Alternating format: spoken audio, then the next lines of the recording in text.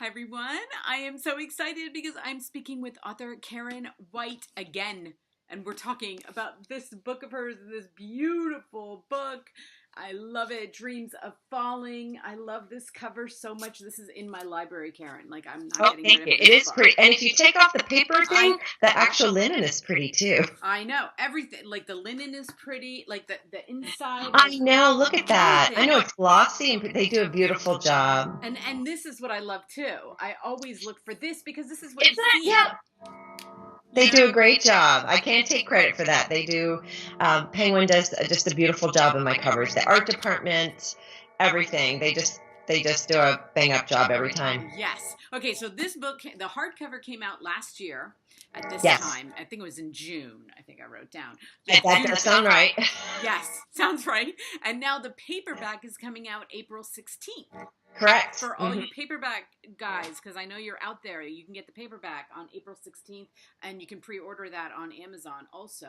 So or local bookstore or wherever books are sold. Wherever books are sold, that's right. And so I just kind of glanced through it again because I read it last year, but then as soon as I read the first couple chapters, I'm like, I was so there. I was so in it again. I'm like, I so remember this book. This story does not leave your mind very easily. Great. I'd love to hear that. I mean, that's why every book is different, but every book, when I sit down to write, the expectation is the same. I want to write the kind of book that I love to read, which is where you're immersed in characters' lives, you're walking next to them, and you are immersed in that world. And that's, how I feel while I'm writing it, because that's the experience that I want to. Okay, that's my little dog always waits until I'm doing something like this to get a squeaky toy and start squeaking. I'm so sorry. Okay, it just adds to it. But you know what? This book, I have it written in my old notes. I've got it written in my new notes. This comes down to my favorite first line and my favorite last line in the same book. Oh, thank you. Because sometimes you get a favorite first line, then you'll go and be like, no, I like the ending. But this one hit both. Good. It really did. So I'm going to tell everybody again. And I'm also going to, Karen and I have talked before, I'm going to put that video underneath here where we go into a lot of detail about this book. But the first line of this book is, I think I'm dead. I mean, it's so perfect. Yeah. I think I'm dead. And that one, usually I remember when a first line comes to me.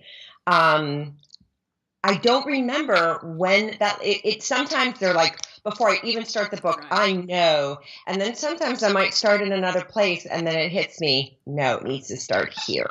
So, excuse me, I have to throw another toy. But, that's okay, play with that one. But that one, and I'm thinking that one might actually come later because the character of Ivy, I didn't know about her when I first conceived of this book. And I didn't know I was going to be writing in her point of view.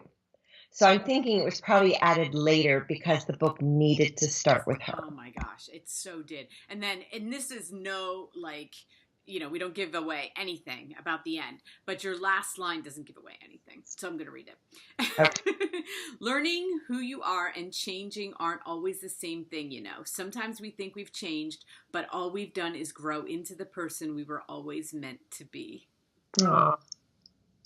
And was that your last line? Like, do you finish the book and done the end, or is that no? And actually, that is not the. Oh gosh, what edition of the book do you have? You know what? Is it? You're right. Maybe it isn't the last. Hold on a second. That might have been my favorite. It's like the final page. You're right.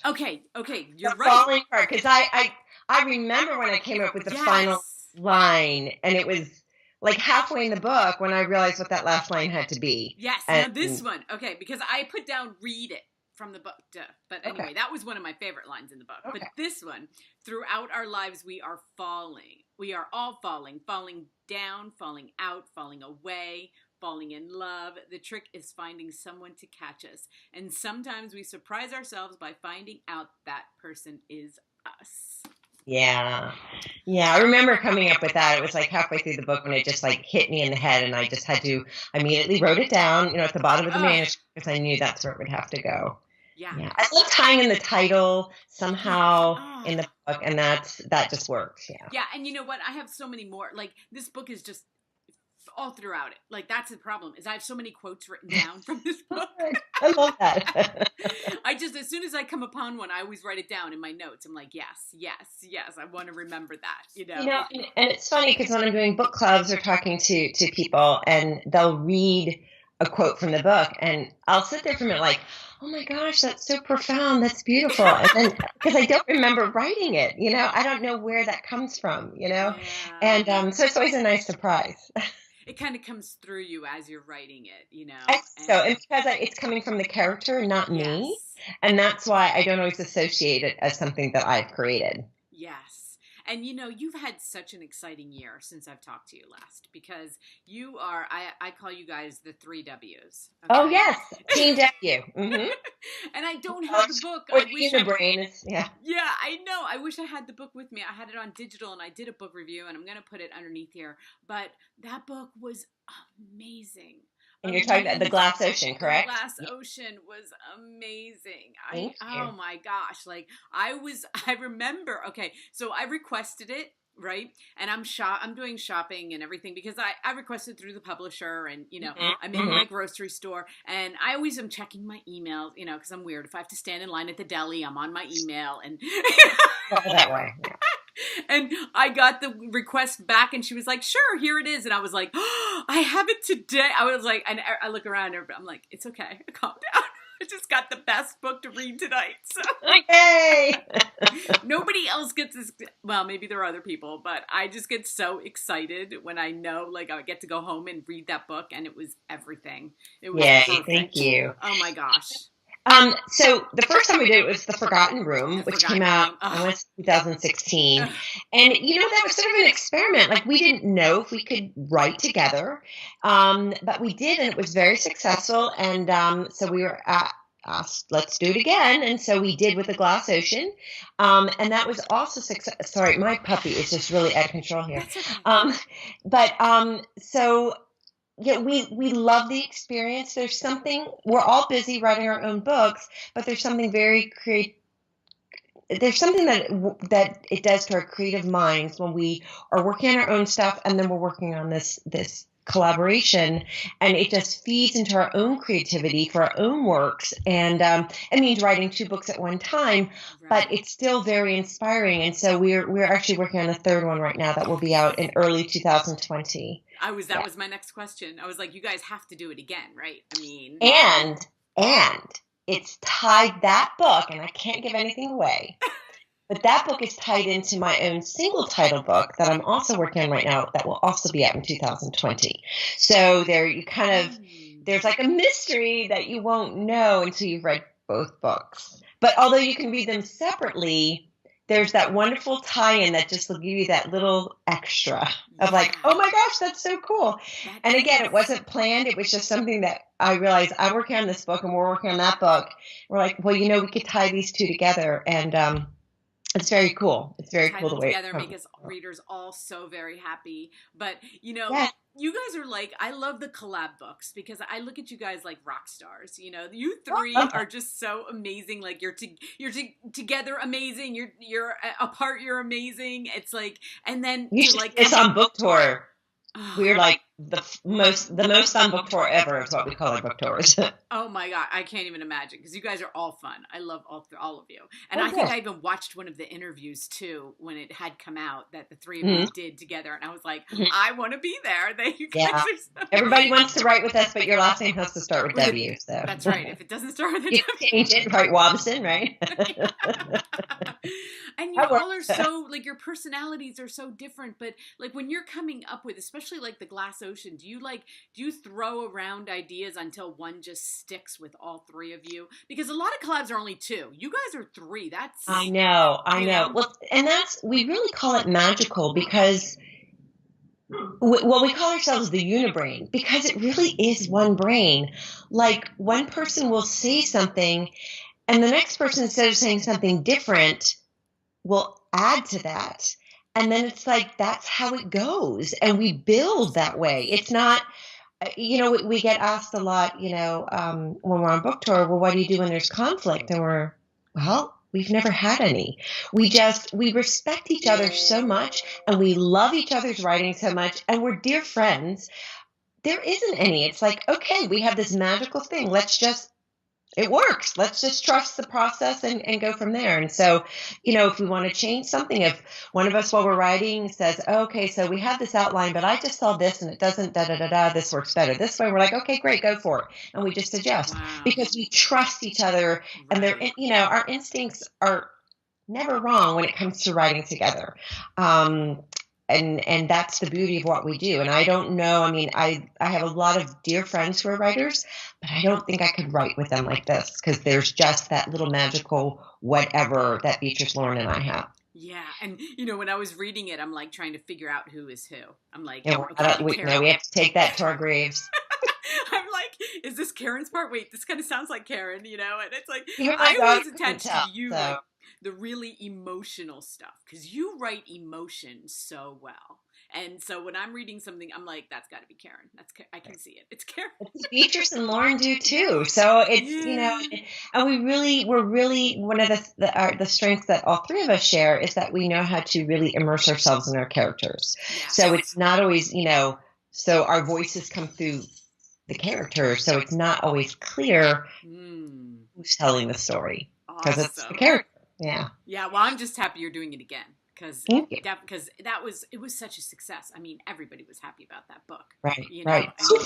Both books. So The Forgotten Room and The Glass Ocean. It's just been a real fun ride, and I hope we're allowed to do it, for as long as possible. It is more work, but like I said, it just feeds like on my single title that I'm working on right now.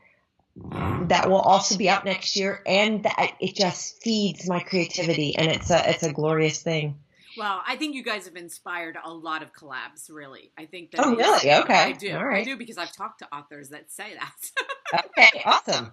I won't name them, but they're always like, they look to you guys and they're like, hey, maybe we can do that. There's a special sauce with the Unibrain and Team W that we need to patent. If we knew what it was, if we could identify it, we would patent it because I think it's very rare. That's awesome.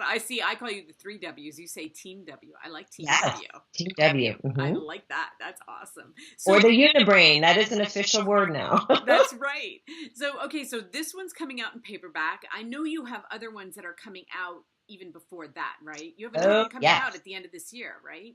I have a book coming out October 22nd. It is called The Christmas Spirits on Trad Street. Golly, I have the ARCs. Do you want to see a sneak peek of the cover? Do you mind walking through my house with me? I'll come. Okay. This might get wobbly. I'll try to. Oops. And I'm sorry. I've got a little. Let's see. Harry. Let's see. Okay. I'm going to try not to step on two dogs. They're trying to kill me. They want your attention. Well, I can talk while I walk. Yes, they want your attention. Those dogs. You're not paying attention. The Christmas Spirits on Trad Street, and it's book number 6 in my Trad Street series, which is set in Charleston. Now, each book is written so that it can be read alone, but it's not recommended because even though there's a lot of plot going on, the true joy of these books is the characters. And the characters really grow and change from the first book through. There will be 7 books. I don't know when the 7th book will come out yet, but the 6th book is this October. And okay, let me show you. Let me get good light here. Oh my gosh, that is absolutely beautiful. Isn't that gorgeous? I love it. And I agree with you. I mean, I love series because we want these characters to, we want to follow them. Yes, and you want it, and especially the main character. She's so flawed, but I think people root for her because she is flawed, but she knows it, and she tries so hard each book to do better, and she keeps making mistakes. And and actually, this was I don't know if you can see because we've got some later here. Yeah, but that's the first book, The House on Trad Street. And that just came out in a trade paperback, mass market paperback. So, yes, you can readily get the whole series is readily available wherever books are sold. I do recommend starting with the first one, The House on Trad Street, but you have until October 22nd to catch up. That's right. With all of them. So, I'm just thinking I'm definitely fitting that in Because the last time I talked to you, I knew I wanted to start that series. So now I have like this like timeline. Timeline to the book. That's plenty of time. I know. And a lot of people who've even read the books, multiple times already will probably reread before the next, because you don't want to miss out on anything. I'm really excited to announce we are going to be doing another Trad Street weekend in Charleston. So if you've always wanted to go to Charleston, now would be your chance to do it. And it's beautiful. I highly suggest it. Yes, I love going there. So, well, let me just show off this cover one more time for everybody. Coming out on paperback, but you know what? Go get I love the hardback. I mean, I'm a hardback person. I do too. I understand. The bookshelves, it's all hardcovers. So. Yeah, I understand there are people that I know people who like paperbacks, but I've just never been one of those people. I've always enjoyed that. Well, sometimes, and I guess because I'm in the business, but I don't want to ruin my hardcovers. So sometimes I will buy multiple formats. Either if I'm going on a plane, I'll do the Audible, or in the car do an Audible. Or if I'm going to the beach, I will get the paperback so that I don't care if it gets destroyed. Because I got my hardback to the beach. Don't do that. Yeah, people do, and it's kind of funny because people will take off the paper cover to take to the beach because they want to protect the paper cover. And guys, the paper cover is to protect the beautiful linen of the actual book. So. I think the same thing. You know what? I feel like I'm such a book snob when I go on airplanes, and anytime I see somebody ruining in some way, I'm like, no, turning down pages or breaking the spine. I'm like a stab. I'm like, here, let me help you with that. I can help you. I can help you be a better person, but it's okay. Well, it was always fun to talk to you, and you know what? Let's talk again in October. Would love to, absolutely. So that the pub date is October 22nd, and that Charleston weekend is the 19th through the 20th. So I will be in Charleston. You should come. I should. When is that?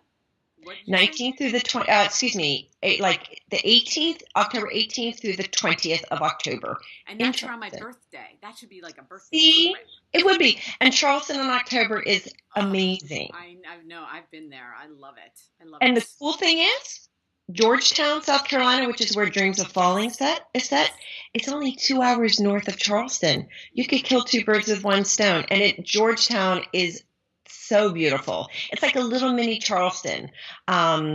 It's beautiful. So I'm just saying, Yeah.